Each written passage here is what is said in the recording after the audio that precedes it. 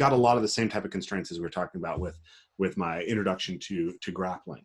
Like exactly. Simplified it down to a space where it's very easy for the athletes to be successful. And then you can handicap them really easily as well by adjusting the distances so that if there's a difference in skill level, you're going to be able to. And that's the beautiful about a constraints-led approach, man. It allows everyone to have a chance to learn.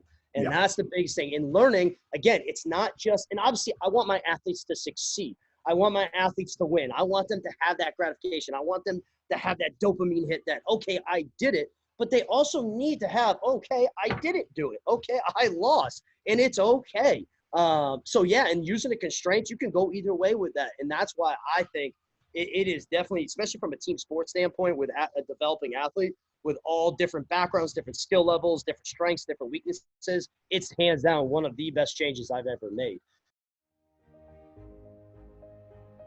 Welcome to the Evolve, Move, Play podcast, where we bring you the most interesting and enlightening conversations around movement practice and how you can become the most heroic version of yourself through pursuing movement that's relevant to your nature. This is a podcast that's going to feature some of the top movers in the world, some of the most amazing movement thinkers, and people from fields that are related to movement as far afield as evolutionary theory, strength and conditioning, and everything in between. So if you're interested in movement, please stick around. And if you like our work and want to support it, please consider supporting us on Patreon, because this podcast is completely listener supported. We don't want to take any advertising. We don't want to interrupt your experience of watching the show. So what really helps us get the best thinkers on, have the time to put these together, have the best quality for you guys as far as audio and video is your support. So please consider supporting us and enjoy the rest of the show. Hey guys, welcome back to another episode of the Evolve, Move, Play podcast. Today my guest is James Smith from the U of Strength. So I became aware of James' work on Instagram, where he posts lots of clips of various really unique games that he's using to prepare team sport athletes. And then I saw him on Joel Smith's podcast, and he has a lot of ideas around how we're applying constraints-led approaches to the team sport environment that are really overlapping and interesting with the type of work that we're doing with Evolve, Move, Play. So I was really excited to get a chance to talk with him. It was a super fun conversation. James is a really enthusiastic guy. It's a lot of brilliant ideas around how we can be better as coaches, how we can prepare athletes better, and how we can create better humans through coaching. So without further ado, James Smith. So James, real pleasure to have you on the podcast. I've been following your work a lot on Instagram, and you create so many fun and unique situations for your athletes to create that coupling with with perception and the ability to act that I think is really unique. I haven't seen too many other people who are putting it together in the same way in that team sport context. I've actually been able to take pieces of it and use it in our context. So one thing that we do a lot of games and running and chasing each other, but one thing that we hadn't done was some of the mirroring drills that you're using, which so I love the plyometrics that you put together where you're having people react to each other, because obviously in the sport context, we're having to react. So just the other week, I took my athletes out and went to train with my staff. And we set up a game where we had two big trees that you can like run in and run through. And then we had a space in between them. So we had the two athletes facing each other and a medicine ball. So then one athlete's the lead. They can run in the direction of either tree and then continue the route to another tree, loop back around or just come straight back, pick up a ball, throw it at the other guy. And the other guy just has to react and organize all these skills. And that was incredibly fun. It tapped into some really interesting things, and it gets people out of this kind of super volitional kind of very thinking oriented control of movement. Just wanted to share that with you, and no, that's awesome. Comes up for you, and thinking about applying mirroring, and how have you come up with this stuff, and why do you use so much player interaction to work with your athletes? Yeah, well, first, thanks for the opportunity to talk, Rafe. This is awesome. I've been following the podcast, and I love the message, and we need more coaches. This message needs to reach more coaches, so thank you. You're welcome. So first and foremost, I am a sport junkie. I love sports. That's my entire life, you know, from I was 1 year old to now I'm 32. I love sport, and I love watching any type of sport. I love movement. And so basically I'm trying to find, so to give the listeners context is that, so I'm a small business owner. I own the U of Strength. We work primarily with team sport athletes. We do work with other athletes too, but primarily it's team sports. So that context is important. But I think everything we talk about can be applied to a 55-year-old woman, could be applied to a golfer, could be applied to, it's the principles that are important, and it's the human movement system that does not change. But so team sport athletes, 5 years old, you know, to professional athletes and everywhere in between. And so I basically try, because we run groups, okay? So it's not something where I have one athlete at a time. So we have groups of anywhere from 6 to 15 kids, and we train teams. So it could be 20 plus athletes in a group. But I try to find commonalities, because a lot of these athletes are developing. All right. And so it's more about development than actual performance 99.9% of the time when I'm with these guys. And so I'm just trying to find commonalities between all these different, you know, team sports. And so as this process has been going on for the last 3.5 years, I just realized that everything I was doing was output. And that's 50% of the equation. We need the other 50%. It's the input, and it's getting these athletes to understand it's the information, making that movement information coupling, in my opinion, is the game changer in putting them in to all these different situations, whether it's our 1v1s where it could be, so our agility training. All right. And that's why I'm doing these air. Stop you for a second there, James. Yeah. I just want to clarify for the audience the input-output thing. Yeah. So what I'm hearing from you is that traditionally you, and I think this is true of like the industry in general, when you're in the gym, you're looking at the pattern that the athlete can output, right? What they're doing, what they can do physically. So what's the vertical leap? How much weight can they move? You know, what does the pattern look like when they do a cut? But if the athlete doesn't have the ability to recognize incoming information that specifies what type of movement they should do in the sport context, all that physical capacity is sort of not necessarily very applicable to the field. And so what I'm hearing you say is that a lot of this traditional approach to training doesn't address getting the right inputs into the athlete to make it might, the traditional approach might, but it's at the end of a program. So they'll follow this linear approach which obviously I don't agree with. But they'll follow this linear approach where it's like, okay, we're going to prepare these kids. And for the last 2 weeks of the off season, okay, we might do some basic 1v1 stuff because we followed all of this perfect model, perfect technical model leading up to it. And I expose my athletes right from the start. And so that input, in my opinion, it's just, that's what's going to be so impactful, because to give more context, a lot of my athletes are hockey, because a lot of these hockey athletes, they are a one sport athlete from 5 years old. And if they're lucky enough to play collegiate or professional, so they lose that basic human functionality. Everything is on the ice. When they sprint, it's like they're skating. When they're walking, it's like they're skating. They just lose the basic human movement system skills. It's just, it's completely foreign to them. So instead of following that traditional output dominant, biomechanical dominant, I noticed that once we started getting that input, or we're getting that human to human interaction, we are starting to train behaviors, intentions. And that is, even though we're not on the ice, putting them into a 1v2 situation on a basketball court or on a turf or on a pavement, or even on a hill will change the environment, the surfaces. It's the behaviors, the attentions that that's what's transferring. That's what's they're learning and that they're adapting to, and then they can take these experiences and apply it to whatever sport it may be. But it's all about that human to human interaction. And we do that from, day zero till the last time I get to see them. It's always, they're always coupled. It's always there. Yeah, that's awesome. So a bunch of stuff I wanted to dig in there. One of the first things I wanted to address though is this idea that like we should start with game, right? We should start with something that has an element of game to it. So traditionally, like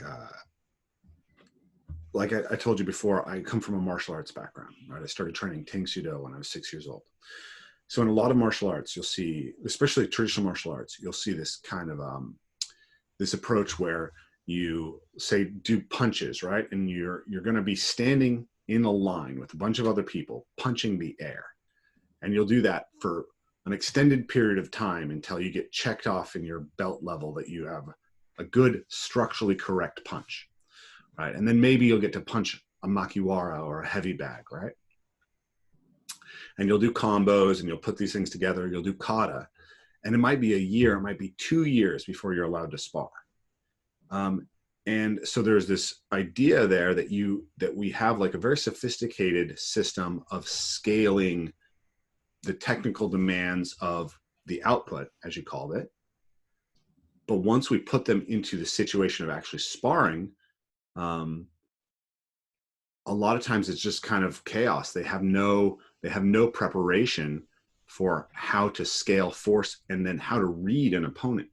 So what we've done with our work is we go the opposite way. We say, how do we create a game that you can play that's safe and gives you a chance of success, that has a full resistance, full free play element to start with? Then how do we scale that game as those technical capabilities and control increase? And so we've come up with this basic rule that generally the highest level of complexity that you can get, whatever adaptation you're looking for, is the best place to train, because you're getting more adaptive signaling across a broader set of signals. Right? So if I can get you better at change of direction in an agility drill where you're actually getting perception action coupling, that's going to be you're just going to get way more out of it, right? The example I always give is like, if you can do the splits, or you can kick a high on a heavy bag and then try to kick someone actually in the head. It's like you're still getting flexible, but you're getting a lot more than just flexible. Yeah. No, I completely agree. And there's always a time and place for everything. And so I'm not the type of person or the type of coach or the type of facilitator that it's this way. So there might be situations where I have a young athlete, all right? And a lot of people, to kind of back up just a little bit, a lot of people, when we're doing this, it gets messy, okay? It gets chaotic, all right? It might not look like something you would see in a textbook, but sport doesn't look like something that you would see in a textbook. But people have to understand that learning, all right, it is messy. It is nonlinear. Kids are going to need it. They need time. Everyone is going to learn at different rates. But with that being said, we might have this game, we call them problem solving activities, or we have game activities. They're two different design processes. But we might have a kid doing something, and if he is constantly, or she, I should say, is constantly making mistakes, obviously from a psychological and emotional standpoint, I don't want them to get frustrated. I don't want that. I want them to understand it's okay to make mistakes, but if that is reoccurring, then okay, maybe there's a time and place where I pull them out and I teach them, more explicit, closed type a drill, give them some context, but immediately after we throw them right back in to that perception action coupling, that movement information coupling. And it's just we've had so much. When you let the best thing is that when you let athletes be athletes, great things happen. And if you design, a learning environment appropriately, if you want, a constraints-led approach with your creative thought. It's really, really cool to see what some of these athletes, what they're capable of. Because I think that a lot of coaches, we really limit these athletes from what they really are potentially capable of doing.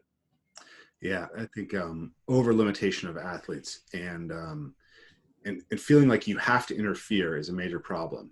Like I read a great book on physical culture from the 1930s, I think, in Germany, called Reshaping Physical Education by Margaret Stryker. But she had this whole thing about, like, basically trust the athlete, right? Like you when you see a problem in somebody's development, like, recognize that they're developing, and don't be in too big of a hurry to change it. Because if you what people don't realize about intervening in someone's athletic process is that there's also the potential that you're messing it up, that you're taking something away. It's straight, 100%. Yeah. So many people don't. And that's something I'm really trying to dive into, because I'm a very passionate coach. I get loud. I'll jump into the activities with the kids. I love what I do. Yeah. But there's a time and place, just like I was just talking about with, okay, are we going to be an open environment only compared to a closed environment? It depends. It's that, that typical, it depends answer. And it's the same thing with feedback, with instructions. If you're constantly, so I'm in a sport complex. All right. So I have my weight room, but then I also have access to 250,000 square feet of different turf court, outdoor turf space. So I get to see a lot of soccer, lacrosse, basketball, volleyball, field hockey, baseball. So I get to see it all. And it's amazing when you are practicing and coaches, whether it's constant feedback, whether it's negative consequences because you didn't do something that was expected of you. It blows my mind. It takes one experience, one word, one experience that can change the outcome of the athlete's long-term athletic development. And that's what the message I'm trying to get across to coaches. It takes one. All right. Because when I was growing up, I can still remember one experience that arguably affected my entire high school and collegiate career, because I was an athlete. So I completely agree. Yep. Yeah, I have this. One of my central principles, I believe, in coaching is that we should be like doctors. We should have the Hippocratic Oath, right? First, do no harm, and we should recognize that with our words, with the way that we interact with people, it's not a one-way street where whatever we can do can only make the thing better. We also have the power to impact them negatively. And I think that there's a lot of callousness towards that, and a lack of recognition of how easy it is actually to interrupt an athlete's proper self-organization through excessive cueing or, incorrect cueing or the wrong emotional environment. I think that's really misunderstood, is how much the emotional support actually has to do with the growth of the athlete. You can have the best technical development model in the world, but if you're beating your athletes down all the time, most of them are not going to survive. And if they're over relying on you, the minute that they're not with you, or the minute that they're in their sport, you can't have that reliance. You can't have it. It does not work that way. And that's just something that it's just a lot of coaches have a hard time, and I'm guilty of it.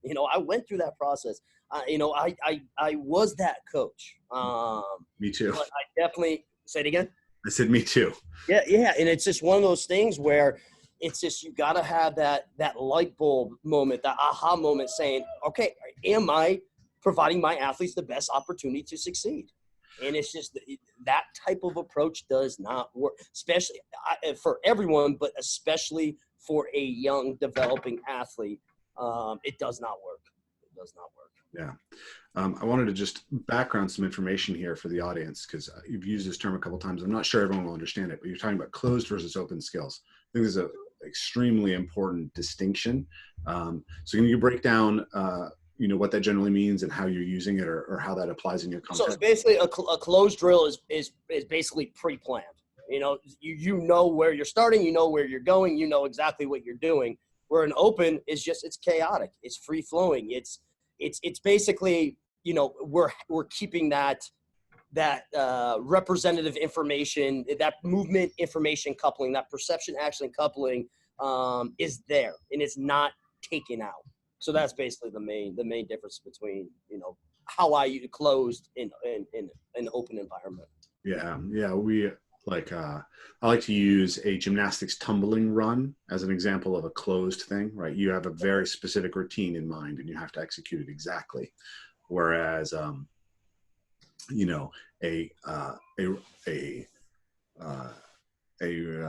returner in the NFL is engaged in a totally open skill generally, at least after a couple blocks. I think it's interesting though, because there's generally a little bit of more of a spectrum there than I think the people might realize. So like, rugby, for instance, super free flow, right? There's not too many set plays. Whereas in football, you have set plays. So there's a pretty clear constructed intention that goes into the play, but then there's a huge amount of read and react that has to go on in any play. So you have a little bit of both there. I also think I've been thinking about this a lot recently, trying to articulate the point. See, I view this idea of aliveness that comes out of martial arts, and I'll break that down in a second, as being very aligned with constraints led and somehow also being aligned with why parkour athletes have really succeeded. But in parkour, a lot of it is pre-planned, right? It is closed in a sense, but it's a problem solving activity because you're going out and exposing yourself to a new set of obstacles all the time. Yeah. So if I do a vault, right, or a movement skill, and it's exactly the same box, the same environment every time, there's very little new information that's attuning me as an athlete to understanding my environment. But if I go and do the same vault in lots of different circumstances with lots of different demands on me, that's more open, but it's still not open in the sense of like having that read and react aspect where you're getting out of that volitional mind and into just reactive. So that's just something I've been thinking about a lot, and I think it's a really important distinction. I wonder if you play with that as like a spectrum as well. Yeah, I mean, so again, to give context, a lot of my athletes, hockey, basketball, lacrosse, soccer, so it's just there's that. A lot of it is just free flowing. A lot of it is problem solving. A lot of it is, that team interaction. So I have I've tried so many different things because I'm constantly trying to tinker and experiment and try to find the right piece to the puzzle, so to speak. But yeah, I've taken, and the most interesting thing, and that's why I was excited to, jump on, this call with you, is selfishly for me, because I do a lot of reading of Keith David's, and he's been talking about recently, or maybe within the last year or so, talking about parkour athletes and talking about the importance of taking some of these ideas and applying it, into the team sport setting. And so that's where some of these plyometric ideas, creating different box heights, different spacing, different surfaces, whether it's angled, whether it's, uneven, whether it's really soft, whether it's hard, but taking some of these ideas and putting my athletes into them to allow them to explore, to allow them to take risk, to allow them to understand that, okay, this is going to be an awkward position, but we're developing the self-organization in these really unfavorable, and most coaches are like, nope, I am not going to put my athletes into something like that, where I kind of go the other way saying, hey, if this is potentially could happen, on the court, field, or ice, my athletes need to experience this. They need to be exposed to this. So it'll be interesting as we continue this dialogue, the different, how you, train parkour for the parkour athlete, because I think it's fascinating. And this is something that I need to do a better job of connecting to nature and getting athletes out of the shoes, getting them grounded into nature, using the different elements, because I think that's a missing piece in what I am doing.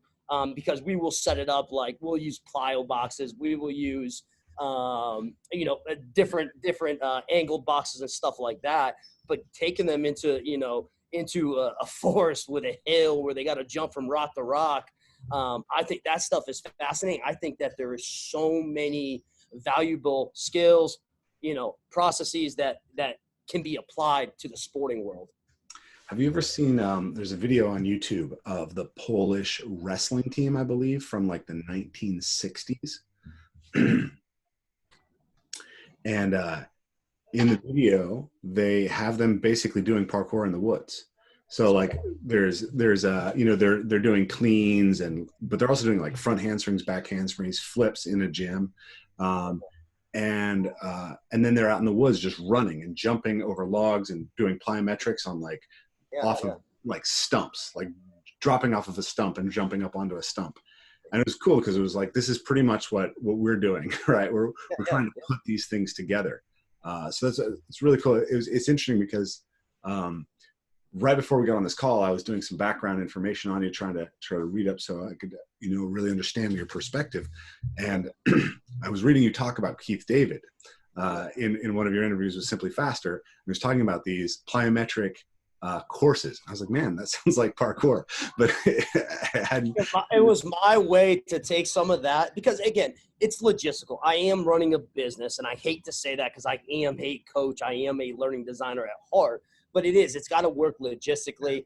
And so I was just trying to be as creative as possible. And I'm telling you right now, my athletes, they can't wait to do some of these courses. And I do this from, it's more, obstacle courses with the younger age. And then we'll do some more of these plyo courses with, the more experienced athletes. But it's just amazing to see a kid, where an athlete starts, and allowing them over the course of 3 weeks, 6 weeks, 3 months, 6 months, to see as they are developing together.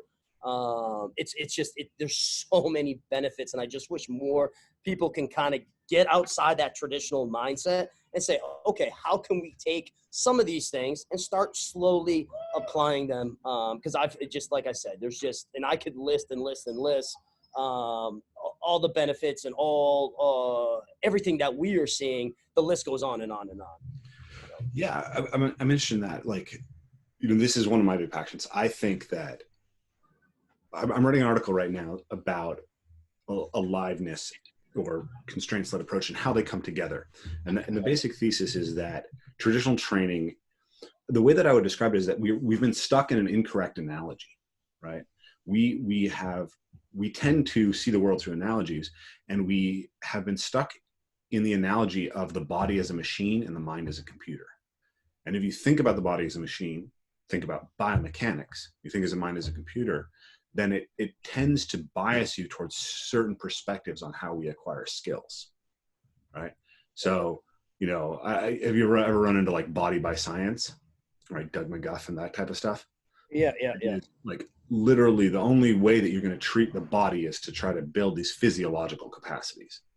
Yeah. And then skill acquisition is just rote memorization, essentially trying to build a motor program into your body that then you can apply.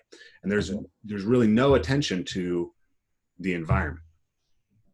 Yeah. And so I think what's happening now is we're just starting to kind of be able to recognize how that's limited and misguided us. And the emergence of dynamic systems theory and ecological psychology gives us a new lens that allows us to treat the human being in a way that's much more congruent with its nature, right? But I started doing some research on this, and it looks like constraint-led approach is only about 20 years old as far as the first descriptions of this as an approach that people were picking up and like taking into team sports. Yeah, and then I would say so. I'm not a big, and so that's another thing is that I do a ton of studying. I do try to stay up with the current research. And I know a lot of people, they frown upon the saying, but I'm in the trenches type of guy, where if something is said in the research, or if I read something in a textbook that goes against what I am seeing but what I'm seeing is positive, I'm sorry, I don't care. It's working for I'm a resultist. That's what I care about.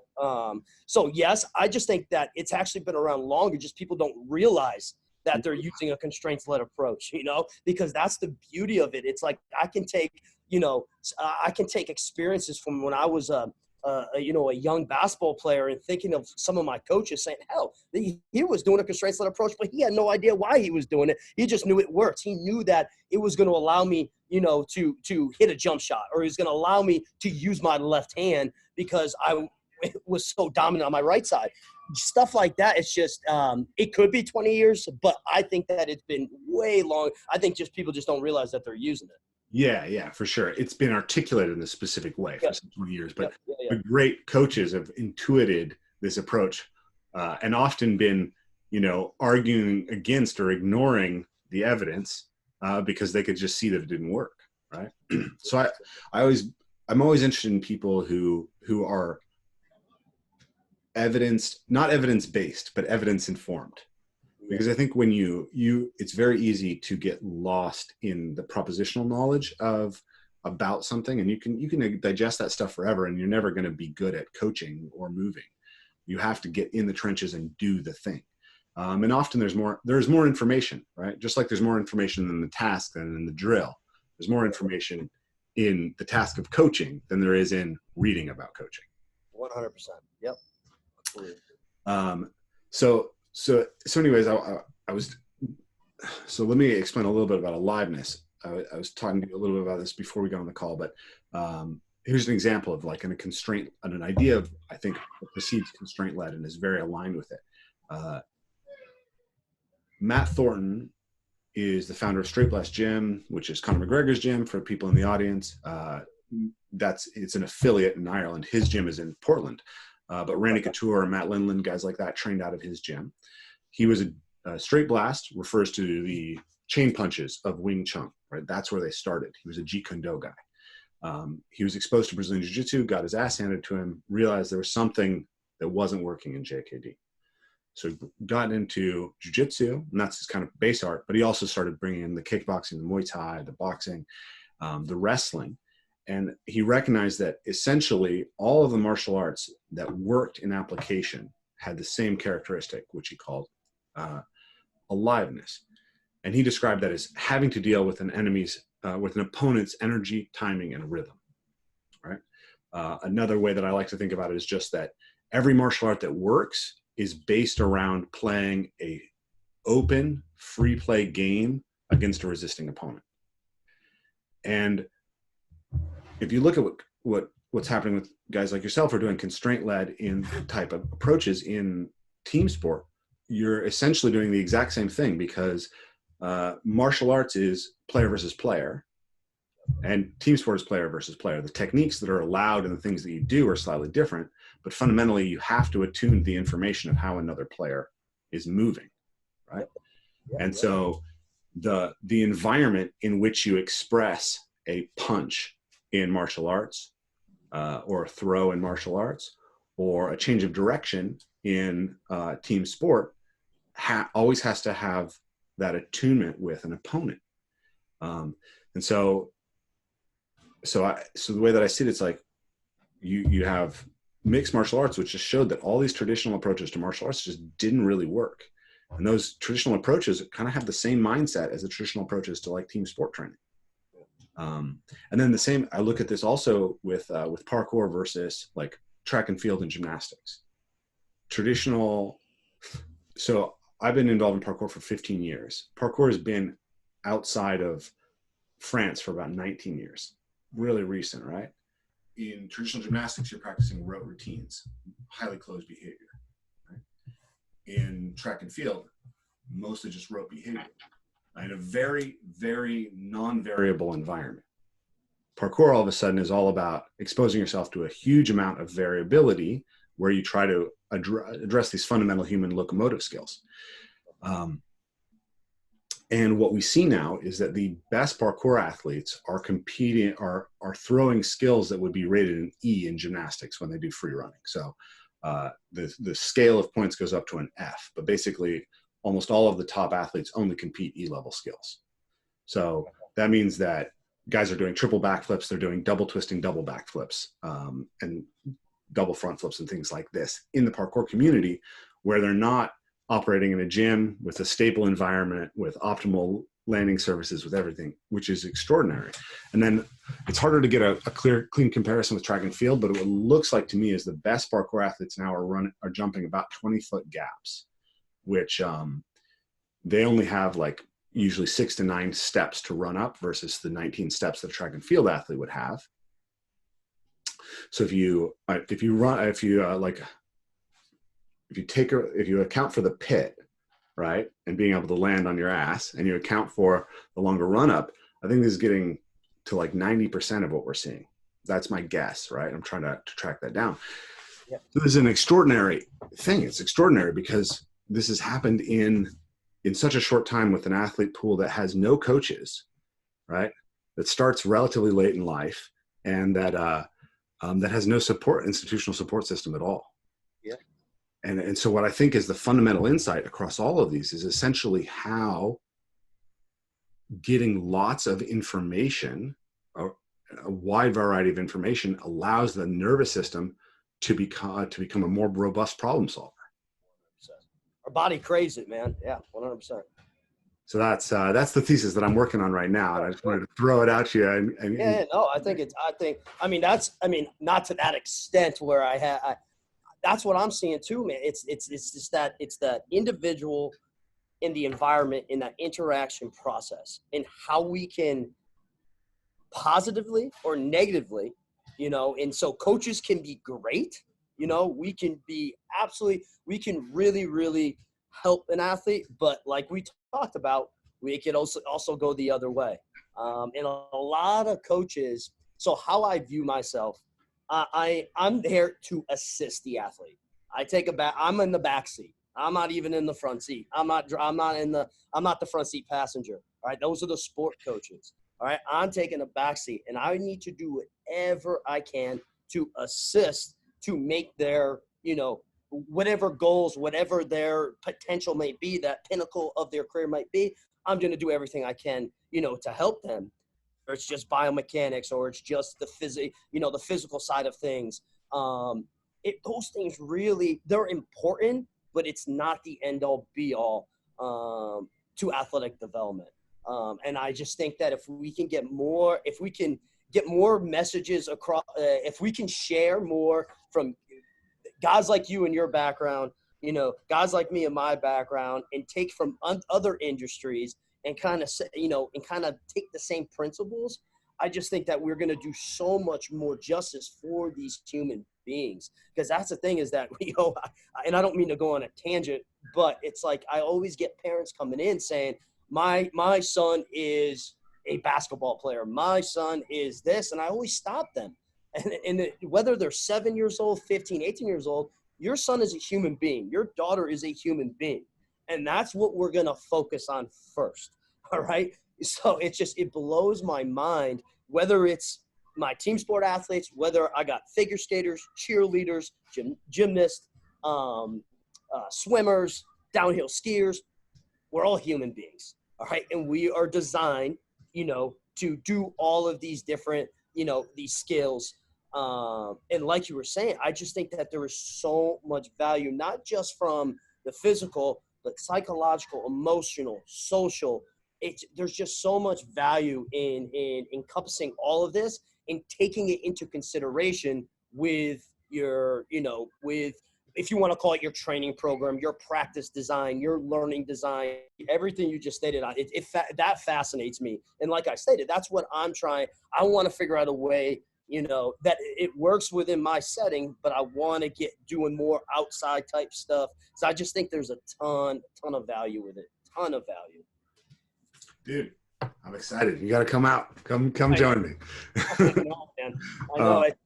I would love, and that's the thing, is like, because it's just getting, I don't see many coaches kind of taking, doing, and I'm not saying I invented this, but I don't see many sport coaches, sport prep coaches, taking some of these parkour ideas, or taking some of these unorthodox, if you want to call it that, theories and ideas, and applying it, to a developing athlete. But I just think that it's if we as coaches, if we don't get out of our comfort zone, if we don't put our ego aside, you know, it's so easy. And I tell this to parents and other coaches all the time. It is so easy to get a kid stronger, faster, you know, change their body comp. Anyone can do it. That's why there's a million sport performance gyms in Massachusetts alone. You know, in my town, we have 6 of them. You know, it's just anyone can open it, you know, open one up and develop an athlete from that side of things. But what about the other, you know, systems? We are complex subsystems of subsystems of subsystems. And I just think that we're missing, a lot of people are missing the boat. But if we can take from parkour and from some of these other sport, it's just, there's a lot of value in making these connections and connecting the dots. And I don't know if I was far off with doing some of these plyo courses, but when I heard Keith Davids mention that, it's just, I was like, oh my gosh, how did I not think of this? And so that's when I started to do, you know, started to create some of these different plyo courses. And the next, and then hopefully, because right now we still got about a foot of snow out, and it will be kind of tough because it's iced over to do some jump and bound and hops, which I'm not opposed to it yet, because I got a group of athletes that will do anything I want to do. That Polish video, there, it's in the snow. Yeah, no, I gotta look it up. It's in the snow. Because I actually do, close to the gym, we have a hill it's forest, it's got, you know, logs, trees, different shaped rocks. I think there could be a ton of value to that. So no, man, I'm really, I'm fascinated by it. I'm passionate about it. And it's just, the more we can have these dialogues, it's just the better our clients, our athlete, we'll better serve them. And that's the main point. That's why what we do is to help, you know, is to provide that, you know, whatever assistance we can, you know, and that's what it's all about, man. So I wanted to back up to something you said a second ago that I really like. You said, you know, the athlete that comes in is a human. And like Ido Portal said something I really like. He said, you know, you're a human first, you're a general mover second, and you're a specialized mover third. And you know, that, like, one of the central principles of our brand is humans have a nature, right? There's a set of nourishments that you need as a human being to optimize your function, right? And those nourishments are the things that we evolved with. That's climbing trees and running and jumping and climbing. It's the stuff that every little kid wants to do, right? Like that, kids want to do that because the kids who wanted to do that survived well as humans in the past. They attune themselves to their environment. Yep. Within the perception action coupling kind of approach, or the thinking about it, or let me back up even further. Often all of these conversations around physical culture are oriented towards the idea of the specialist athlete as the output, right? So I study movement so that I can make a better football player, or I study movement so I can make a better basketball player. And when we take this approach, you know, there's always the question of, is this going to transfer, right? Why would I waste my time with that? Because, you know, how do I make it as specific as possible? But most of the people that we work with are not going to make it to the NFL, the NBA, the NHL, right? Exactly. And so it seems like it's the wrong way to think about this stuff. We should be thinking about, how do we prepare the best human? Yep. And then how do we use that as a base to take those who have special abilities in specific areas into success in the NBA or NHL or whatever it is. And so sometimes when you listen to this kind of perception action coupling literature, it gets very much about, like, you have to do stuff that's as specific as possible. Whereas what I see with what you're doing, it's like, well, you're doing 2v1 tag games, maybe even over obstacles, for hockey players. Yep. I'm curious to hear you talk about how you see this. The way that I see it is there's information that helps the athlete become a better problem solver in general that they can then apply specifically. And as they widen their base, they get better. But there's always the potential that you're taking away time or physical energy recovery that could be spent on something that's highly specific to whatever task they're doing. So how do you look at that balance, and how how do you see it playing out in the athletes you work with?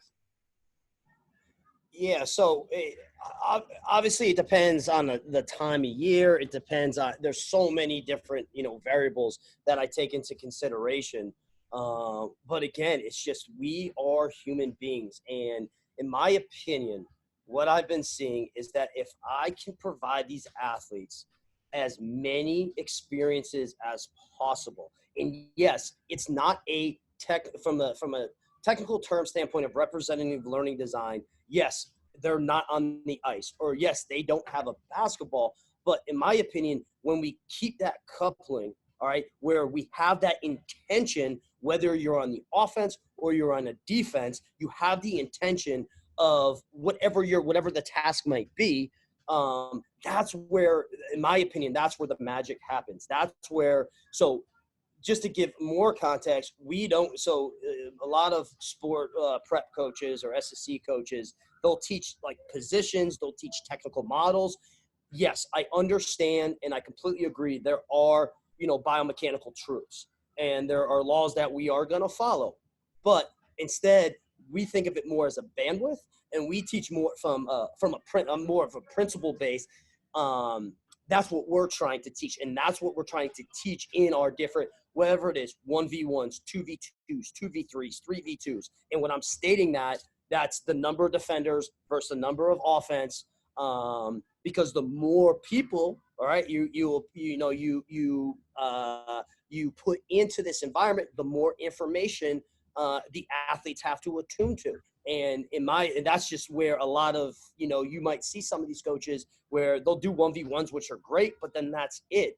We want to take it to another step where it's like, yes, okay, we're not on the ice. Okay, we're not on the court. We're not, using sport-specific implements, but they are in a 5-on-5. They're on a 3-on-5. They're going to see that human-to-human interaction. They're going to see, in my opinion, representative information to box that at any moment when they're playing their sport, if they need to do something, they have the experience. They have the attunement to the information of person to person that hopefully will give them the success to hit the space, to close the space down, to score the goal, to get the rebound, to do these different things in the sporting environment.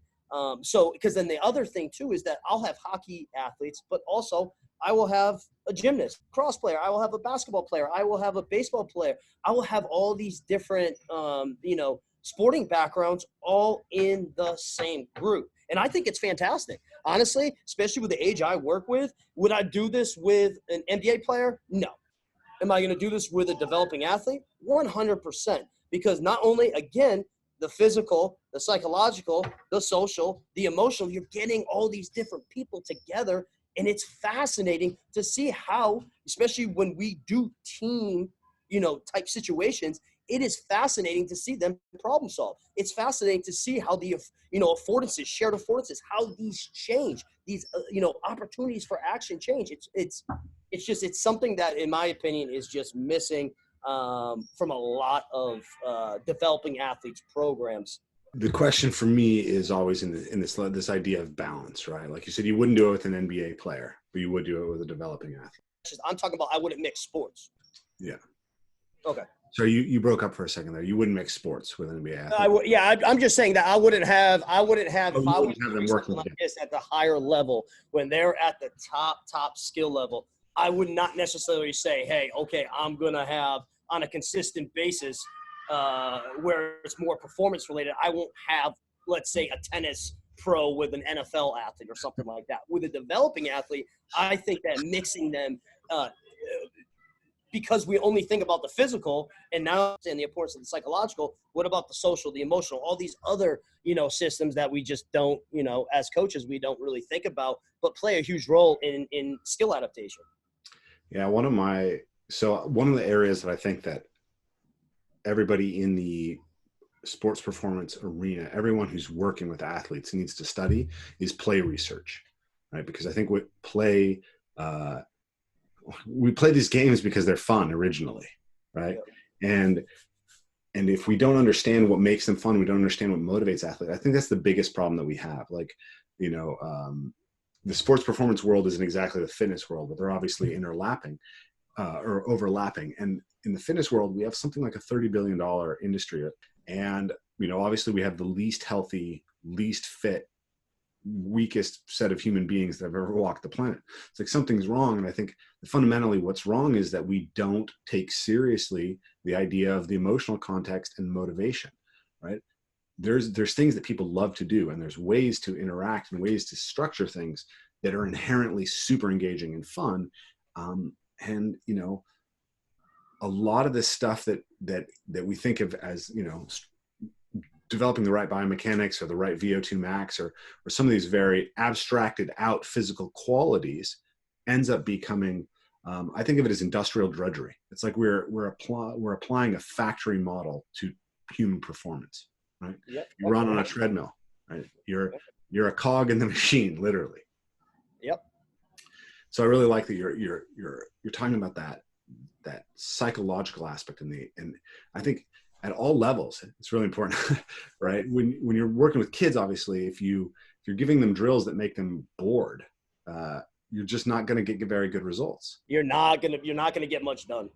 Yeah. Especially with kids in this day and age that are sitting in a chair for 6-7 hours, however long the school day is, where they're not allowed to express their creativity through movement because they have PE once every 2 weeks.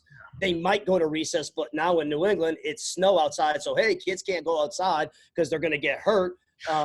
So everything is indoors, everything is in front of computers, everything is you got iPhone in your left hand, you got an iPad in your right hand, and it's like where is the just getting outside and moving? And it's you take that and then you say, hey, I want to do A skips. I want to do, I want you running 10 yards, 2-point stance. We're going to work, on shin angles, and we're going to work on force application. We're going to work on this with an 8-year-old. You are going to lose them on the first word. And so that's a big thing where you got to get them engaged.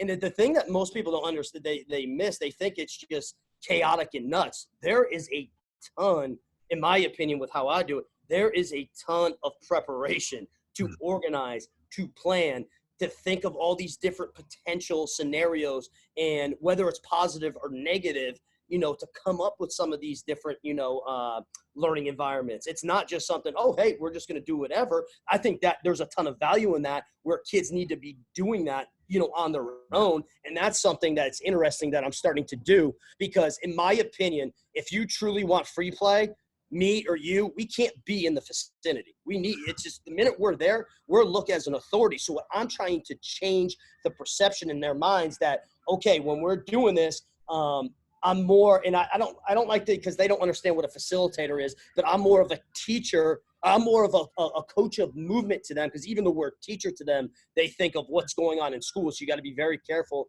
with kind of how you want to name yourself and how you want to, how you want them to, view you. But the big thing is I'm trying to promote them so that when they go home, I see them, if I'm lucky with some of these kids, I'll see them 3 hours out of the week, 2 hours out of the week. If I'm really lucky, maybe 4 hours out of the week. There is a ton of extra time where I'm trying to promote, okay, your brother, okay, you live down the street. All right, guys, meet up. Go do something. Go pick one thing. Pick a ball. Pick something. Go and play. Make your own rules. Make your own games. Do these type of things. Because I don't care. If I am standing there, they are going to be. And that's the biggest thing is that. And it's definitely it takes some time with newer athletes. But for example, I might just put out a dodgeball and say go, and see what they do. New athletes, they will stand there and they will stare at me. Where athletes that have been with me, okay, they might start playing, dodgeball. They might start playing, hot box. They might start playing some of the games that we've already created, and they might put their own little rules on them. But my main focus, especially with the younger age, is that I want them to start applying this on their own. Because when I'm not there, I think that there's going to be so many more, valuable skills and processes will be developed. But that's just a constant battle I'm dealing with right now, especially with the younger age, because everything is from 7 a.m. to 9 p.m. Everything is structured. You know exactly what you're doing here. That the day of, okay, we get off the bus, we throw our backpack down. We might eat a quick snack and we out the door. and then we know we got to be home once that sun is going down. Those days are gone, man. They're completely gone. At least from where I'm. I mean, I think it's probably less gone in like the more rural parts of like the center of the country. But you know, I'm in Seattle. It's the same. We have the ultimate bulldozer parents out here. So this is a huge passion of mine that you've touched on as well. Is, you know, the necessity of unstructured play for children, and how it's so critical for the development, and we're just completely missing the boat right now. So you know, I think it's beautiful if you're trying to facilitate and make space for that in your facility. I was listening to Jeremy Frisch, who's another guy who's kind of in this arena. You still there? Yeah.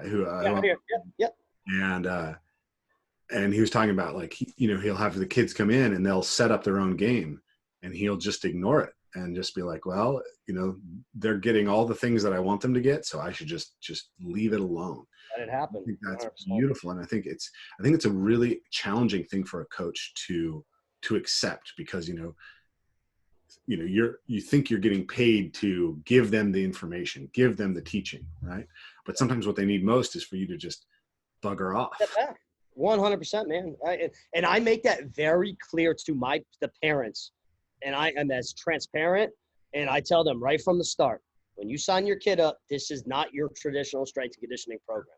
And I want to make sure everyone's on the same page, because there's going to be times where if you're watching and I'm out there and I'm not saying anything and I'm literally just watching, I might step away even further. There's a reason for that. All right. And so, because a lot of these times, like you said, you're setting my service, that I have to be telling Johnny, you need to have your knee here. You need to have your arm here. You need to be doing this. When in reality, he doesn't need any of that. He needs to be exploring. He needs to be put in these different environments. He needs to be challenged by a kid that's faster than him. He needs to be challenged by a girl that can out-jump, whatever it may be. He needs those experiences. And the minute I say something, I'm destroying it. I am absolutely destroying it.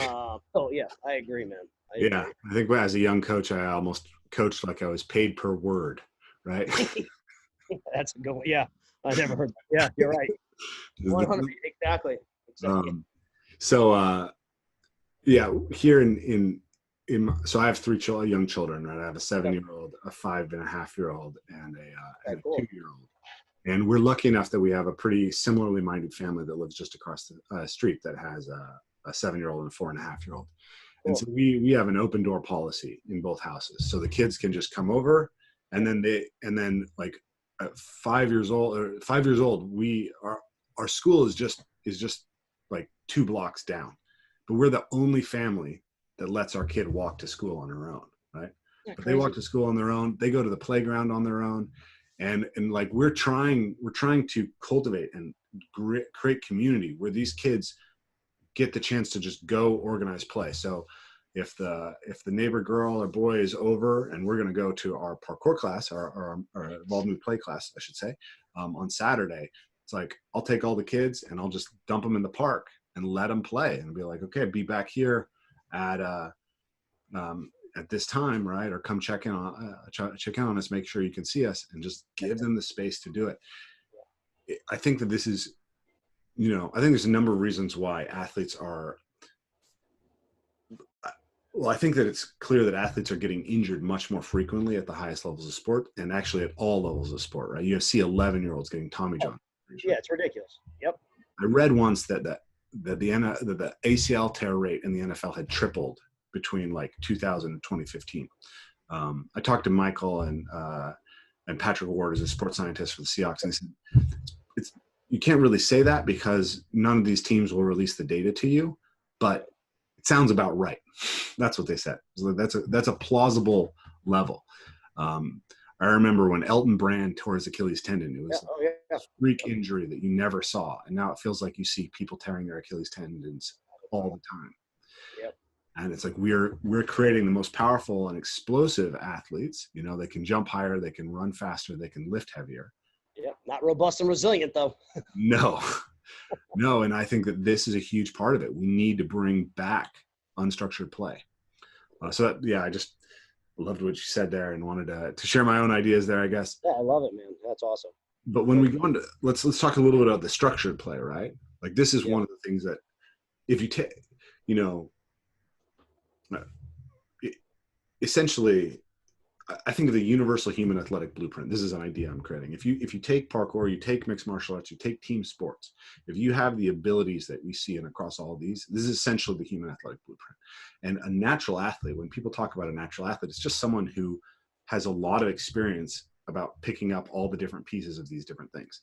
And every kid, essentially every kid, given access to a diverse environment with lots of things to play with and a well-socialized play group, a diverse and well-socialized play group, is going to explore all of these things inherently, right? They're going to locomote themselves through the environment in whatever ways are available. So, they're not going to ice skate in Los Angeles necessarily, but if they live in Massachusetts, they're going to start ice skating, right?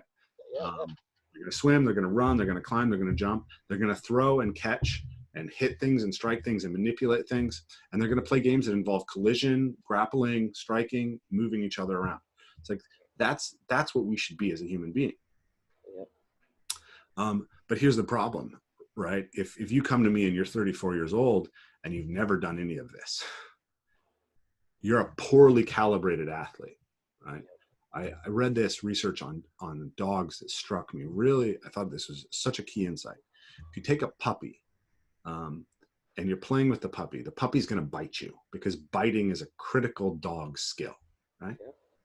If you punish the puppy every time that it bites, you will actually create a more dangerous dog, a dog that's far more likely to be a fear biter, and a dog that has no bite inhibition because it's never been given the opportunity to calibrate its bite.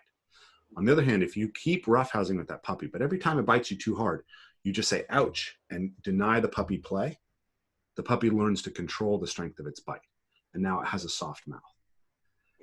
And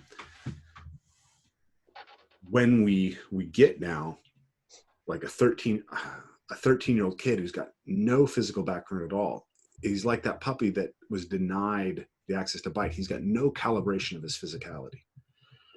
I had an athlete who came to work with me once, who is a super inactive kid, sees completely disconnected from his body. Started playing Mirror's Edge, decided he wanted to do parkour. Comes in, sprains his ankle. By the end of the day, he's walking on the ankle. It's not a severe ankle sprain. It's a level 1 ankle sprain. But it's so painful, and he's so unfamiliar with pain that he goes into shock, right? And we have to treat him for shock. It's like we have created people who are so poorly physically calibrated that without assistance, they could die from a mild ankle sprain. It's crazy, man. It's crazy. So as much as we need to create this unstructured play for children, also as educators, we need to be able to ask, how do we help them learn to calibrate behavior so that when we let them wrestle, nobody gets hurt and they don't overwhelm each other and get scared and be unwilling to come back to the wrestling, right? If you're going to play collision sports, right, we're doing, like right now we're working on like some games where we're doing tackle, parkour, football. Right? Yeah. Okay. Cool. So like you got to be able to hit somebody, take a hit, and also know how to calibrate your hit so you're not blowing the guy up and you're going to drive him into a tree branch or root. Yep. So I'm curious. It looks to me when I watch your stuff, like you have a very sophisticated way of designing the game so it's got an optimal set of degrees of freedom. I'm curious to hear your perspective on how you're looking at that. How do you design games so that people can start to be exposed to all these open skill things in a way that is appropriate for the athletes that you're working with? Yeah, so basically it's the idea. So we have instructions. So we make sure, and obviously, again, it depends on the level, but the younger, let's just say the younger athlete, my younger athlete, 7, 8, 9, 10, 11 years old. So they understand instructions. So we have very basic instructions, and depending on where we are in the session, will dictate, do I give them more instructions or do I give them less instructions? And that's really dependent on, where we are in the training session.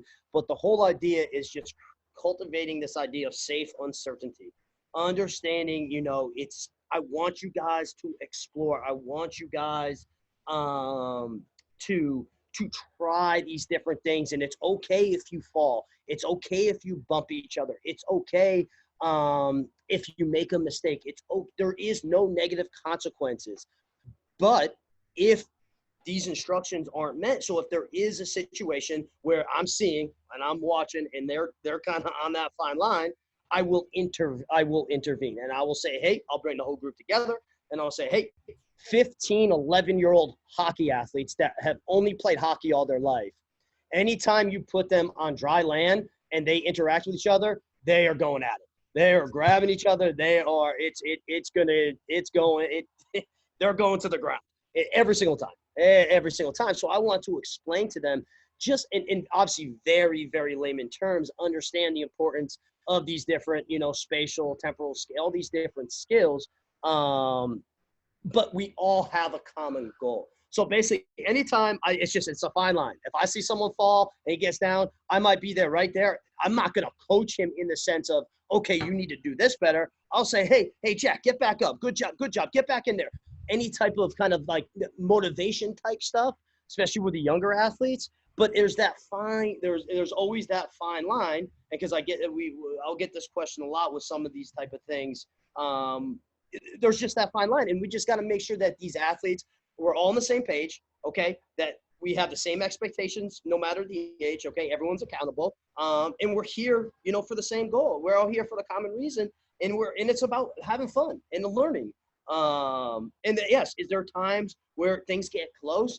100%. But in my opinion, that's where I just think that, I have done a decent job where I'll step in, I'll say, hey, this is what we need to do. And if there is an issue, if I have to take it a step further where maybe, that there's some previous fighting or previous experience outside of, my facility that kind of built it up. And then all of a sudden they're allowed to kind of grapple or wrestle with each other. And then it's like, oh, hey, it's free now. I can start swinging. We've only had that happen twice. And then we have to kind of take it to a next step, whether I talk to a sport coach or parent. But honestly, man, the minute you start, so for some of these grappling, some of these more really kind of, we call it inside the bubble. So anytime you get arm's length away, shoulder to shoulder, body to body, we call it the athlete's bubble. So anytime they're doing stuff where they're in each other's bubble, we will start off with something really basic like foot tag, like something that they're starting to experience that, but there's none of that really violent collisions, any type of, and I don't like to use the word violent, but there's none of those collision types actions taking place, so that I'm integrating them in their understanding. Okay, it's okay to be this close to someone and not get mad. It's okay to interact with another human being in this fashion. And then we'll just slowly add another, we'll add some complexity to it, or we'll add another skill set to it. But it's just a constant, it's always evolving, man. As it's just constantly, trying to figure out, at each moment and each time, what is going to be the right amount of information or the best opportunity for the athlete to learn whatever we're trying to learn. And sometimes I'm not trying to get a shuffle out of them, or I'm not trying to get where the focus is on decision making or reading body language. I want to see what emerges. And it's just constantly kind of tinkering and there's times where it works. There's times where it doesn't work. There's times where I let the athletes make the modifications. There's times where I have to, intervene and make the modification. So it's never, okay, I do this and this happens. It's always, okay, we do this. Let's see what's going on. And it's very, everything is by feel. Everything is in the moment. And that's something where a lot of coaches don't like. They don't like that. Everything has got to be pre-planned. Everything has got to be, you see your 16-week progression. You see, okay, from the second the athlete walks in to the second they leave, exactly every single minute is planned out. Because trust me, my coaching career grew in an environment like that. And it just never made sense to me. It never made sense that how are we going to develop athletes if we're really limiting them so much to the point where it's like you said, we're creating robots. It's a factory. It's in my opinion, it's doing a disservice to the athlete's development. I can't remember who it was, but it was a famous general who said, no plan survives contact with the enemy. Yeah. Now, the children aren't our enemy, but I would say that no plan survives contact with the students, right? I still like to plan. Like I have a lot of like pieces that I have in place. Like, okay. But then the plan, I'm always looking for those opportunities to find something new within this. Like, oh, we're going to play this game that we've never done before. But I have like very specific things about like, I won't have people doing kickboxing where they're allowed to like throw punches and kicks before I've had them do like basic, really limited grappling games. Exactly. Yep. Right. So like one of the games that we start with is actually like our first full resistance game is you have the athletes stand on a line or a balance beam or a curb or something along those lines, and they grab each other's hand. So it's hand to hand. And then using just the hand, you have to try to wrestle the other person off the line. So this game is great for a lot of reasons because you're not going to injure somebody, right? Your tool is your gripping hand. It's not a strike or something like that. And your target is just the other hand, right? And then by limiting the way the athlete can move by putting them on a narrow surface, we limit their ability to produce force. So they can't put that much force into each other. The thing that's really cool about it is it also levels size differences to a degree because a larger athlete has a larger moment of sway. So, if I'm wrestling with someone who's a lot smaller than me, in general, my size is a huge advantage. But when we're standing on an elevated, narrow surface, it's still an advantage, but it's a lot less of an advantage potential. And so we get that opportunity for a wider set of athletes to have success. So I think of it as like there's the tools, there's the targets, there's the type of movement that's allowed. So like another thing we do is like sumo, I think is a great game because of the very constrained space, right? Like you cannot collide with someone as intensely in sumo as you can in football because there's so much less room to accelerate into them. So I'm curious whether you have a similar way of looking at how you break down these games. Like maybe give me an example. If you had like a bunch of 8-year-olds who had like no sport background particularly, or super awkward, kids who had been on their computers their entire life, and you want to introduce them to some kind of play, but you can see that they're spastic, they're not controlled, they're not emotionally controlled, right? And then maybe you have a group of intermediate 10-year-olds, and then maybe you've got your 15-year-olds who've been in your facility for like 6 years. What would be like the types of games that you would start a class on? It's like the beginning of session. So the first two groups.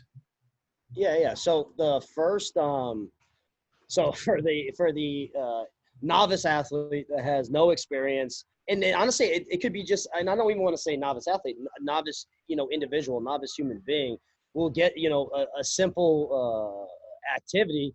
It will be basic, just a 1v1. So with our younger athletes, we like to do wolf, sheep, cat, mouse. We put animals to them because they can make connections, they can relate to it. That's great. But getting that just we'll constraint, like you were talking about constraints. With space is a big task constraint we play around with and we manipulate with all levels. So we might have a really narrow space where really all they can do is go in a straight line, and we might use noodles. We might use different tools, like fun different things that they can. So it's basically tag, but they have fun different implements that they can use, to tag one another. So real simple, just cat, mouse, wolf, sheep. All right. One guy goes, the other individual then goes, you try to tag them. Really basic in the difference, cat, mouse. So something very basic. I don't like to just use the word tag because tag is such a general term. There's so many different tag activities out there. But like something that I use animals, they can kind of relate. We can kind of have fun with it. I can kind of joke with the athletes with it. Because it's so powerful. And this might sound corny, Rafe, but you get a kid to smile and laugh in an environment that they're very timid, they're very unsure of. The minute you get them to smile and laugh, you have them. They realize, okay, I'm going to be safe here. And I know it kind of sounds weird, but me being a parent too, I think that, man. Yeah, I just think it's so powerful that it's just something I take a lot of pride in. I put a lot of time in why we do these different things. But anyway, so just a basic 1v1, tag type activity with very, very limited space where they can just move in a straight It's line. basically a linear. Yeah, that's it. 1v1. Acceleration. And then also the other thing that you're doing there is by using something like a foam noodle, you're limiting contact and the potential for the athletes to get tangled and tripped. Yep, exactly. It's got a lot of the same type of constraints as we're talking about with my introduction to grappling. Like exactly. Simplified it down to a space where it's very easy for the athletes to be successful. And then you can handicap them really easily as well by adjusting the distances so that if there's a difference in skill level, you're going to be able to. And that's the beautiful about a constraints-led approach, man. It allows everyone to have a chance to learn. And that's the biggest thing. In learning, again, it's not just, and obviously I want my athletes to succeed. I want my athletes to win. I want them to have that gratification. I want them to have that dopamine hit that, okay, I did it. But they also need to have, okay, I didn't do it. Okay, I lost. And it's okay. So yeah, and using the constraints, you can go either way with that. And that's why I think it is definitely, especially from a team sports standpoint with a developing athlete with all different backgrounds, different skill levels, different strengths, different weaknesses, it's hands down one of the best changes I've ever made. So that would be like an introductory. The second level, I do it a little bit differently. So it depends on if we're going to take that same, say, 11-year-old when they first started to an 11-year-old that maybe has a year or two under the belt. A lot of these activities, I try to place an emphasis on decision making, and so it could be anything from a basic one. So we might now a 2v2. So we're incorporating more people. Okay, we have a predetermined workspace, whether it's small, medium, large. We'll have a predetermined, and that could change rep to rep. That could change session to session. It could stay the same, and it's all dependent kind of on what's emerging in front of me and what's going on. But we'll have a 2v2. We could potentially have four different size cones with 4 different color dodgeballs, and within this, or with 2 different color dodgeballs, excuse me. And with this 2v2, one team is a blue team, one team's a yellow team, so we have colors, and so they understand I'm blue team, I'm yellow team. All right, and really simple on some type of cue. It could be on the defensive step, on the offensive step, on my clap, on a whistle, on whatever type of cue I want to give. The athletes start to move, and it's really simple. I could call out a color. I could show a ball color, and whatever color I show, they have to be whoever's first to the ball. They have to recognize, okay, where's the ball? Okay, I got to get the ball. Where's my teammate? We're now, okay, I got to pass to my teammate. I got to try to score. So we're including more skills. So it's more, more motor skills, multi-motor skill type stuff with throwing, catching, working with a teammate, accuracy, because sometimes we have big recycling bins, small recycling bins, different stuff like that. And then the next level, I mean, hell, there's, we have so many different 2v2, 3v3, 3v4. So for me, it's all about the number of individuals in the space. Because again, I work with team sport athletes, and that's how representative I can get is trying to get, if it's 5v5, if it's, however many opponents are in their sport, that are participating in their sport at a time, I'm going to try to get as many athletes as I can. And sometimes we go above it. Sometimes we'll have 6v6. Sometimes we'll have a 1v5. And it's really dependent on what we're trying to do for the day. Are we trying to make it harder for the defense?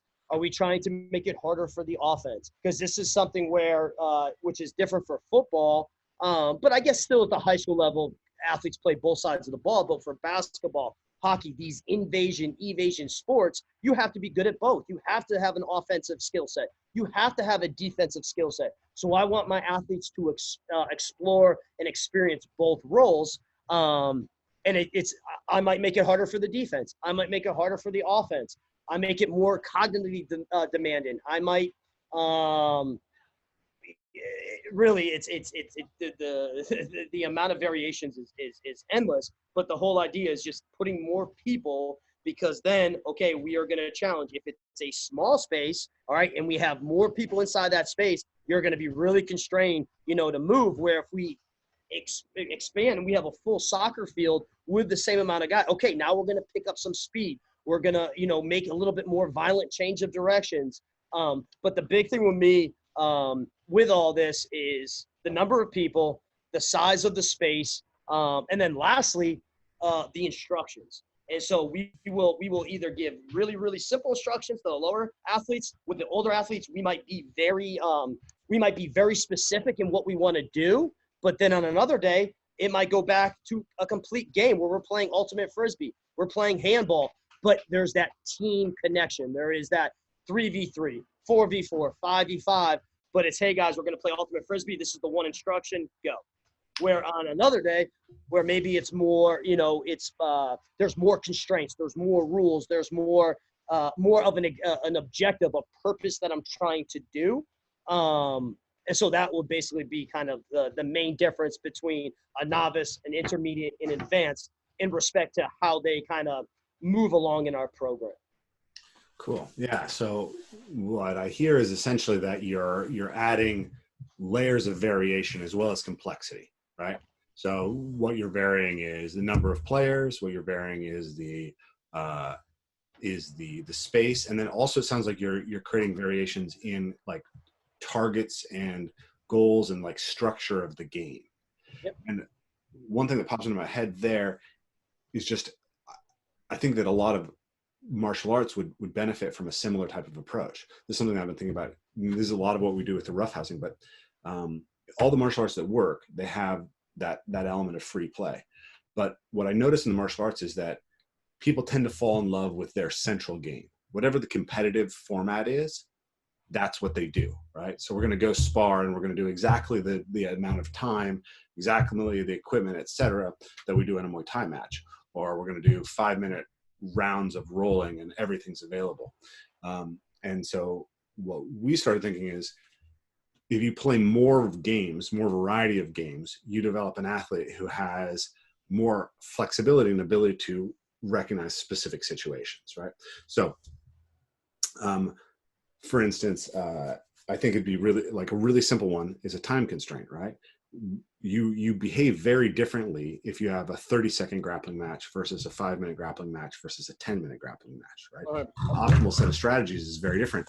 And of course, when you're wrestling, it might turn out that you end up with the 30 seconds that becomes very, very critical. And if you don't have the ability to turn on that approach, right? If you're taking your 10-minute approach to the 30 seconds that's critical because you're tied with 30 seconds left, you're missing something. So adding that variation is hugely key. And if you're a kickboxer, spend some time just boxing, right? Like we do, we have a self-defense focus, so we do bare knuckle sparring, right? Bare knuckle sparring means that we can't hit each other as hard, but it teaches you completely different things about how you use your hands and interrupt people and what strikes are available and how to keep your hands safe. Yeah. Right? But then if we add the variation of the glove, now we've got all these other things that we can, these variables that we can start to recognize about how fast a punch can really move. Yeah. And you're not likely to break your hand. Yeah. And we do this in race. It's the same thing. So to take it back, time constraints are so huge. Yeah. And that's something that we use a lot. And changing that time from a pressure, an anxiety, a stress, that's the real reason why we use we'll use the time constraints, is to just put in more pressure. Because I got to be realistic. All right. If I want to try to put pressure on, I could pay 100 people to come watch my activities. That's not going to happen. And logistically, my budget is not big enough where I can pay people to come and watch, the activities. So one way to increase the pressure and anxiety is to say, okay, you got 2 seconds to do this. All right. And you're going against a faster kid. Figure it out. Let's go. So time constraints has been very valuable for us. And then also what you were talking about with the variables is we do a lot of stuff, especially when it's warmer. So especially when I can get outside and there's no snow, there's no ice, and I'm not trying to baby my athletes, but we'll do the stuff barefoot. And I don't see many people doing literally legit agility activities barefoot with no shoes. And it's amazing to see. But then the minute we put the shoes on, and we will contrast it, we'll have them take the shoes off, put the shoes back on, take the shoes off. And it's amazing how now they can feel the different pressures of the different sides of the foot. They feel the textures, they kind of understand, okay, yeah, that doesn't feel right. Why the hell am I doing it in shoes, making a left cut? Well, that does not feel right. And so it just gives them more time to, it's all about experiences. I keep going back every rep. I look at every rep I'm with an athlete as a learning opportunity. And I completely agree with taking some of these, manipulating some of these variables. Is really, you can be as creative as you want. But at the same time, you got to be careful because you can't have too much going on. You can't be, too much variability going on. It's got to be, I like the term, and I think I got this from John Kiley, but it's focused variability, where it's, okay, this is what we're going to be changing. And we have an objective for it. It can't just, I just don't want to have 25 different things we're changing constantly, because then the kids are going to be like, what the hell is going on? You want repetition without repetition, like Bernstein said, right? Where you're 100%. Yes. You're seeing like a theme or a principle repeatedly enough that the athlete adapts on it, but you're giving them enough variation so that they get lots of different lenses on the same issue. 100%. Adding the shoes on and off. So you're still doing the agility drill, but you're just seeing it in a different way. Yeah. Like we do the same thing. It's the process. It's the process of getting to that solution, and that's all I care about. I don't care what the solution is, as long as they're learning the principles, they're having fun, and they're getting exposed to all these different processes and this attunement to information. That's what it's all about, man.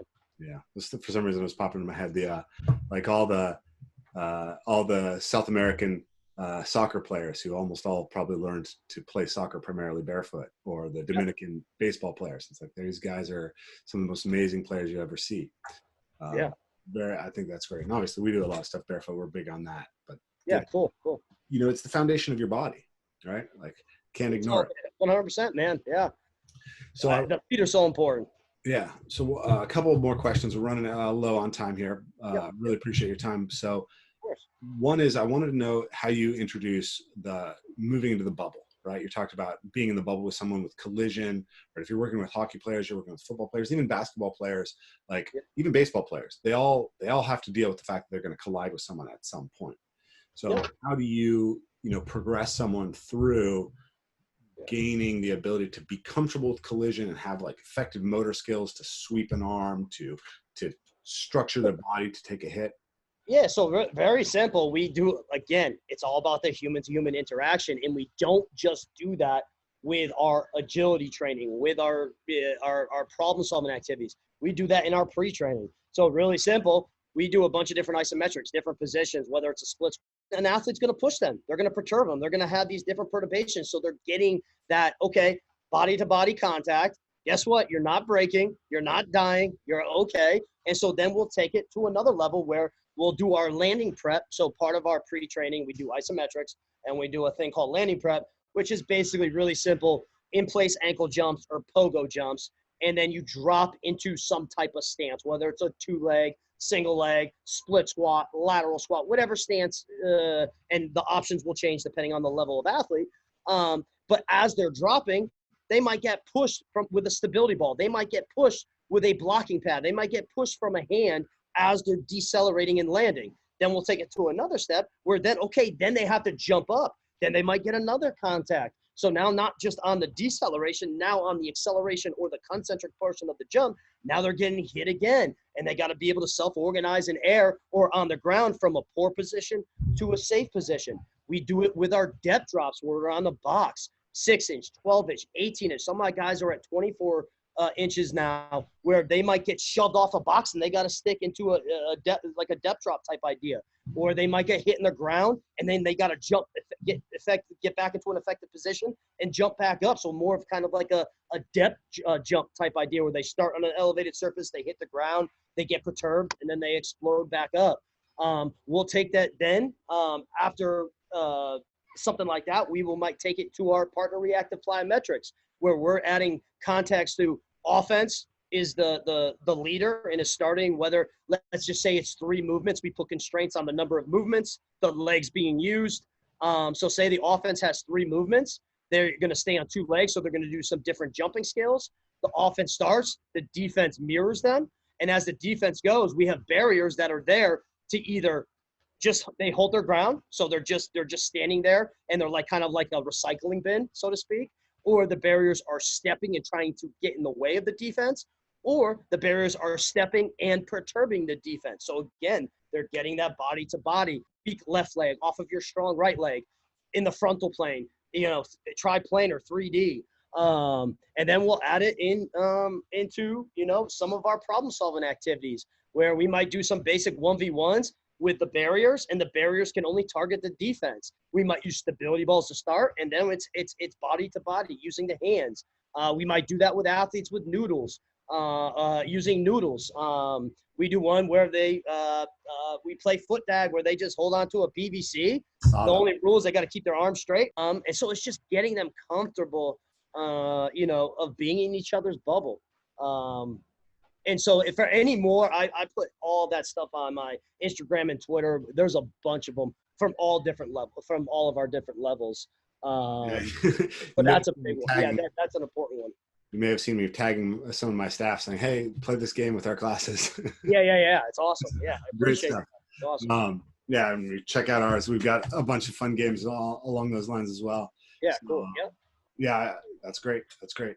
So last question I wanted to ask you is, we've kind of spent a lot of time talking about games.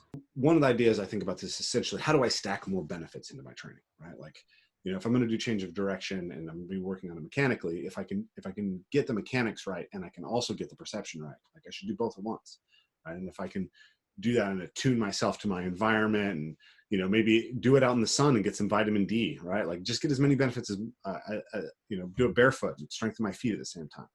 All that stacking benefits. Now, one thing I've noticed is that it seems like there are certain things that it's really hard to replicate without just doing that one thing. And that one thing just doesn't stack that well, right? So in one of your articles, you mentioned one of them, which was like max speed work. Yep. So you can do chasing and stuff, and it helps to some degree, but at a certain point, it's just like, you just have to focus on the intent to run really fast. And if you can't run really fast, running really fast just happens to make lots of things better in almost every athletic arena. So I'm curious how you look at those things that where does it not make sense to add the perception action coupling, and where do you just need to put work in on something that's monostructural, that's closed, but it's just something you got to do to be an athlete? Yeah. So and this is my opinion right now in this moment. It could change in 10 minutes, right? So this is my opinion right now, where any type of barbell movements, those are closed. All right. And there is some room where we do follow the repetition without repetition, where we will have under a certain load, so under 75% of a 1 RM, we will allow athletes to try different speeds, different ranges of motions, different barbells, different foot stances, different hand widths, stuff like that. But traditionally, the barbell, that's a closed skill. That is a closed movement. And I look at everything as a skill. So squatting, in my opinion, is a skill that I'm trying to teach, but it is a closed skill. Also, I think, in my opinion, sprinting, teaching athletes how to accelerate vertically, teaching them how to accelerate at an appropriate forward angle, teaching athletes how to attain a vertical posture with max velocity, teaching athletes how to do curve sprinting.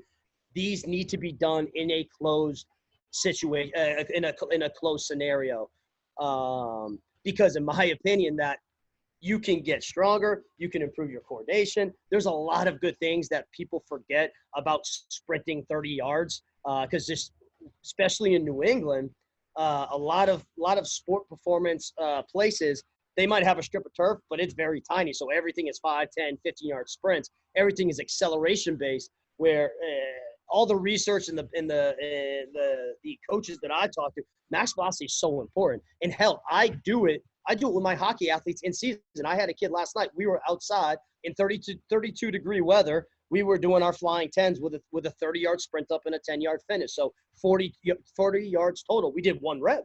We really managed the volume, but he needs that max velocity stimulus. We need that speed stimulus every 2 to 3 weeks. And that's a whole nother conversation, how we do that. But sprinting, in my opinion, is something that it needs to be closed.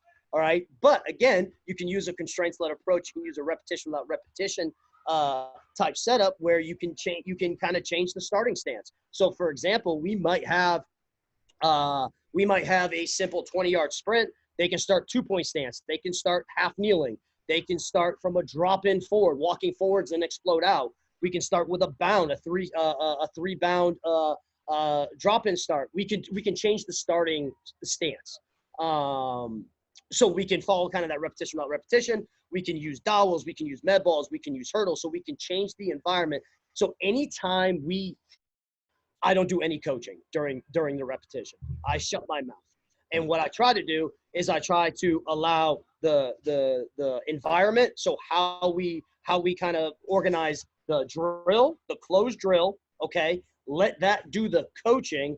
And then if athletes want to talk, we do a lot of videotaping, we do a lot of video analysis, where then whether it's, and this is all my judgment, whether we do it right away, where we give them feedback right away, whether it's time related, or we might do it at the end of the session, or we might do it at the end of the week. And it's really dependent on the kid, because if I have a kid that constantly needs feedback, I'm not giving him feedback. He's relying too much on on me to try to do what he needs to do. He's got to do it himself.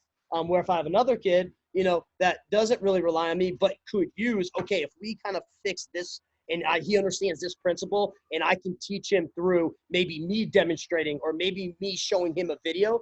Because the beauty of what we do is that everyone is going to respond differently to different coaching cues, to different feedback. That interaction process is going to be different athlete to athlete, but also that same athlete, it's going to be different the next session I see them, especially with a developing athlete. It's such a wild thing, but it's never always going to be the same thing.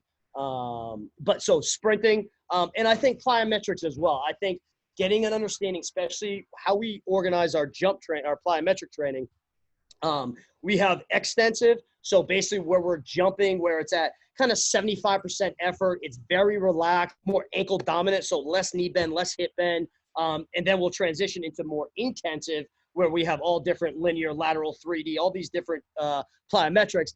In my opinion, if the athletes don't have the experiences and aren't competent or have the appropriate capacities with those, it does make it a little bit challenging when I do my plyo courses. That's one thing I found, where if I do have an athlete that has been in a closed environment, but once again, we might put constraints on them. We will follow a repetition without repetition. So even though they know exactly what's going to happen, it's still there's still variability in it. There's still that self-organization. There's still that creative thought. There's still that exploratory behavior going on in that type of activity, or in that type of drill.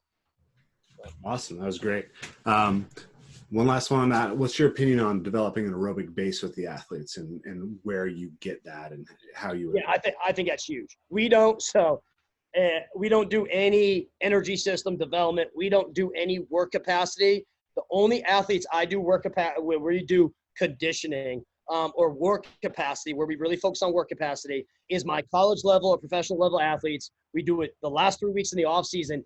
Everything else is alactic focus, everything on that power component, being explosive, being fast, and then that aerobic, being able to repeat that ability. So agility activities, that's what people don't forget. That can be a great form of, so a lot of people that follow Charlie Francis, that high-low model, with tempo runs, we actually take the tempo runs out. We will use tempo runs early on in the off season, but we get rid of them. And the rest of the year, it's all of our games. It's all of our agility activities. You can get a fantastic aerobic, develop an aerobic base by just understanding, okay, how long is each rep going to be? How big is the workspace?